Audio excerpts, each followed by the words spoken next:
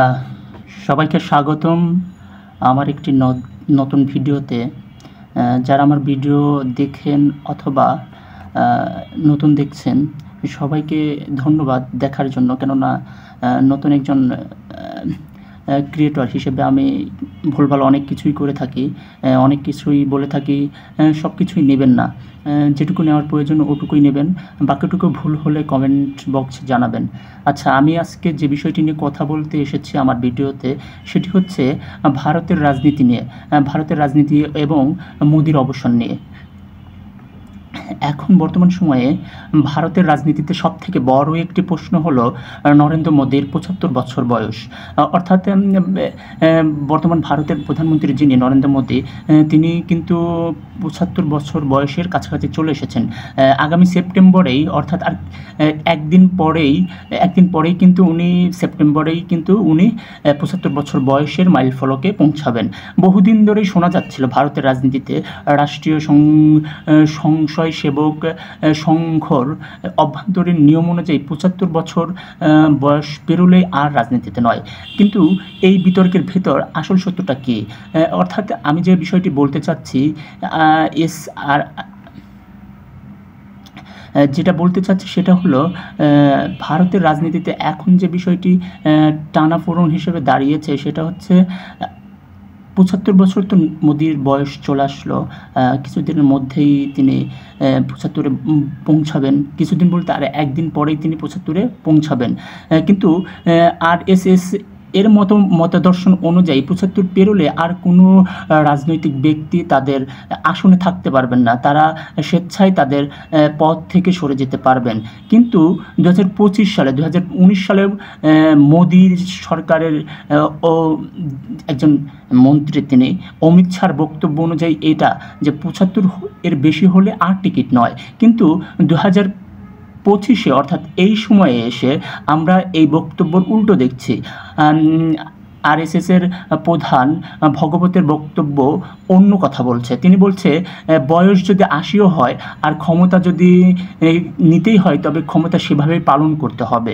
এখানে এই স্পষ্ট বার্তাতেই কিন্তু বোঝা যাচ্ছে আসলে বয়স নয়, সিদ্ধান্ত নেয় সংঘ।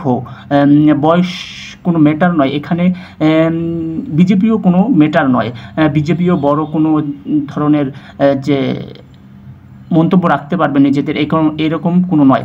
এখানে বোঝা যাচ্ছে যে আরএসএসের প্রধান যা বলবে তাই হবে। কিছুদিন আগে বলতে 2 দিন আগে ভগবত এক বক্তব্যে বলেছেন, আসলে 19 সালের বক্তব্যে এমন কোনো লিখিত বক্তব্য ছিল না যে ৭৫ হলেই আমাদের দায়িত্ব ছেড়ে দিতে হবে। তিনি বোঝাতে চাচ্ছেন যে ৭৫ নয়, আমাদের দায়িত্ব যদি 100-এও নিতে হয়, আর যদি সেই দায়িত্ব আমাদের পালন করতে হয়, তবে আমরা সেভাবেই আমাদের দায়িত্ব পালন করব। এখানেই দ্বন্দ্ব। 19 সালে অমিত শাহর সেই বক্তব্য অনুযায়ী আমরা যদি দেখি, 19 সালের বক্তব্যে অমিত শাহ বলেছেন যে ৭৫ হলে আর টিকিট নয়। এইটা নিয়েই কিন্তু মূলত দ্বন্দ্ব, যে 19 সালে তিনি বললেন ৭৫ হলে আর টিকিট নয়, কিন্তু 25 সালে এসে ভগবত উল্টো বলছেন। এখন কি দ্বন্দ্ব? দ্বন্দ্বটা হচ্ছে এইরকম যে অমিত শাহের ঘোষণা অনুযায়ী অ্যাডবাণী সহ বিজেপির অনেক বর্ষিয়ান নেতা সেই 19 সালে আর টিকিট পাননি, অর্থাৎ তারা কিন্তু আর ইলেকশনে দাঁড়াতে পারেননি, ক্ষমতায়ন করতে পারেননি। এই নিয়েই কিন্তু সেই দলেরই অনেক নেতা, বর্ষিয়ান নেতারা এবার প্রশ্ন তুলেছেন, কেন আমাদের ক্ষেত্রে এক নিয়ম আর মোদির ক্ষেত্রে ব্যতিক্রম নিয়ম? কেন একদল ক্ষমতায় থাকবে, কেন একদল থাকতে পারবে না?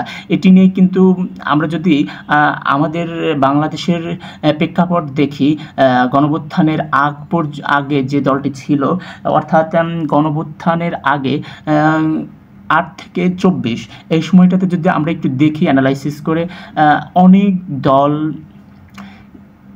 তারা কিন্তু নিজেদের মন্তব্য, নিজেদের মতো করে একটা আইন তৈরি করে ক্ষমতায় থাকার চেষ্টা করেছেন।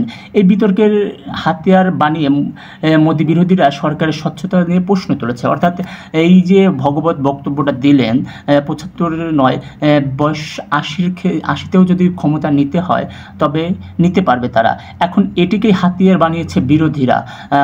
অর্থাৎ বলছে, তারা তো বলেইছে যে ৭৫-এ ক্ষমতা ছেড়ে দিতে হবে, কিন্তু এখন কেন তাদের ক্ষমতা ছাড়া নিয়ে দ্বিমুখী প্রশ্ন। তাদের অভিযোগ নিয়ম আসলে বেছে বেছে প্রয়োগ করে ক্ষমতা। বাংলায় একটা কথা আছে, তেলের মাথায় তেল দেয়। তো এরকমই প্রশ্ন তুলেছে বিজেপির মধ্যেই, বিজেপির অন্য সব নেতারা। তবে রাজনৈতিক কুটচাল জায়গা এখানে শেষ নয়। প্রশ্নটা হচ্ছে অন্যরকম। চলিত বছরের গোড়ায় মোদি নাগপুর সফরে নিয়েও অনেক জল্পনা কল্পনা তৈরি হয়েছে। শোনা যায় সেখানে ভবিষ্যৎ নেতৃত্ব নিয়ে শঙ্খের সঙ্গে আলোচনা হয় তার। সেই আলোচনায় আসলে কী হয়েছিল? যদিও বিজেপি ও আরএসএস উভয়ই তাই সেই আলোচনার বিষয়টি অস্বীকার করেছে। তারা বলেছে যে এরকম কোনো আলোচনাই হয়নি। তবে আমরা যদি একটু দেখি, অর্থাৎ বিষয়টি শুধু অবসর বা নিয়মের প্রশ্নের ভিতরেই এই আলোচনাটা হয়েছিল, বরং ক্ষমতার কেন্দ্র কোথায় সেটি নিয়েই আসল লড়াই এখন। সবাই কিন্তু শেষ পর্যন্ত ক্ষমতাটাই চায়।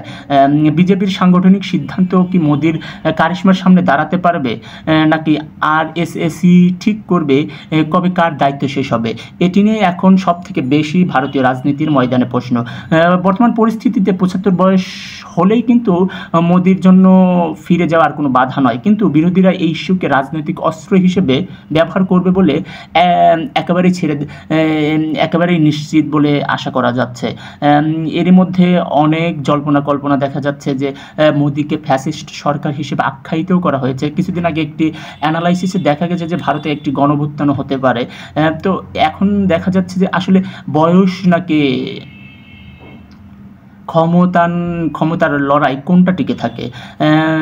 তাহলে শেষ প্রশ্ন থেকেই যাচ্ছে যে মোদির শক্তি কি দলের নিয়মের থেকেও বড়? অর্থাৎ দলের যে নেতারা প্রশ্ন তুলেছে যে আমাদের ক্ষেত্রে এক নিয়ম, অন্যর ক্ষেত্রে ক্ষমতাসীনদের ক্ষেত্রে অন্য নিয়ম, ব্যতিক্রম নিয়ম। তাহলে কি আমরা এই দলের থেকেও মোদির ক্ষমতার পাওয়ার বা মোদির নিয়ম অনেক বড় বেশি, নাকি দলের নিয়মই আবার একদিন মোদিকে চাপ ফেলবে? এখানে একটা বিষয় দাঁড়াচ্ছে যে মোদি আসলে কি নিজের ক্ষমতায় বা নিজের কুটচালে তার রাজনৈতিক ক্যারিয়ার আরও লম্বা করতে পারবেন, নাকি দলের চাপেই তাকে সরে যেতে হবে? এই বিষয়টি কিন্তু খুবই গুরুত্বপূর্ণ বিষয়। কেননা আরএসএস এর প্রধান ভগবত কিন্তু একটি ঘোষণা দিয়েই দিয়েছেন যে ৭৫ নয়, ক্ষমতায় যদি ক্ষমতা বা দায়িত্ব নিতে হয় তবে ৭৫ বেশি হলেও নেওয়া যাবে।